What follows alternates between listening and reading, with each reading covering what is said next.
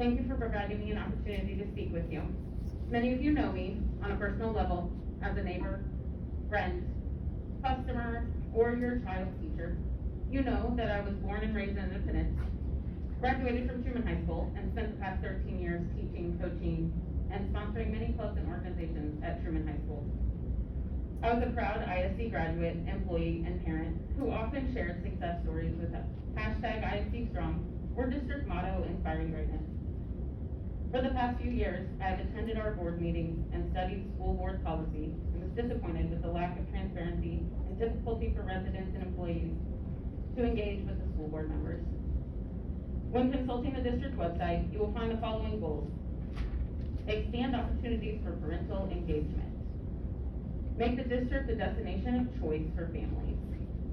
Then you will find board policy 0412, pertaining to requests to address the board, where it reads, the board is very interested in citizen viewpoints and problems. However, citizens are encouraged to work through the problems at the building level or administrative level before coming to the board. District residents and employees who desire to address the board during public comment period must present items to be considered for placement on the agenda. The policy continues with more stipulations on agenda items. As an employee, I sent a letter to Denise Spears, the current president, that listed many concerns about our district. Ms. Pruente, if you're going to refer to people in person, it'll have to be moved to closed session.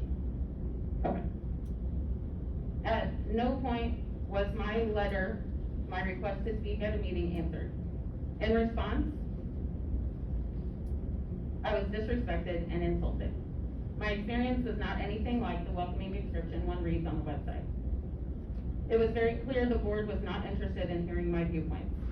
This experience was one of many reasons why I chose to resign my position in the district.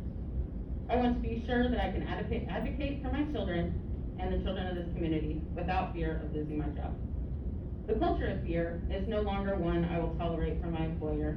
However, as a parent, I have been frustrated again with the fact that parents may not participate in meetings in any way except in person. Agendas are posted with very little information, so one does not know the topics at hand. Then if you want to address the topics, you must request to speak before said agenda is posted.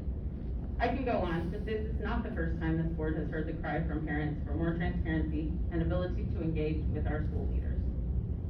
When comparing with area school districts, it's clear that ISD is lacking in the goal of expanding opportunities for parental engagement.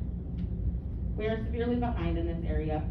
If you would like to see the data, please check out bit.ly/BOEC. Thank you to Wendy Baird for the research. I'm confident that the board members in front of me are good people with good intentions who need some redirection in our district's goals and purpose. Our district will never be a destination of choice for families if said families cannot engage with the board. We will continue to see families and educators alike leave this district if swift action is not taken. When I applied to speak at this meeting, I was asked to complete a form, and the following message was attached. The Board of Education plans on moving back the date in which a patron is required to request to speak at a board meeting to the Friday prior to the Tuesday board meeting. Possibly this addresses your concern. This message was insulting for the following reasons. Number one, the short bit of information provided is clearly not enough to know if my concerns have been addressed. Number two, a Friday deadline only helps if the agenda deadline precedes this date, and the provided agenda has more thorough information so that patrons can determine if there are questions or concerns over the provided details. Number three, the minimal information provided made it seem like the board was deceiving patrons by changing a deadline and nothing else.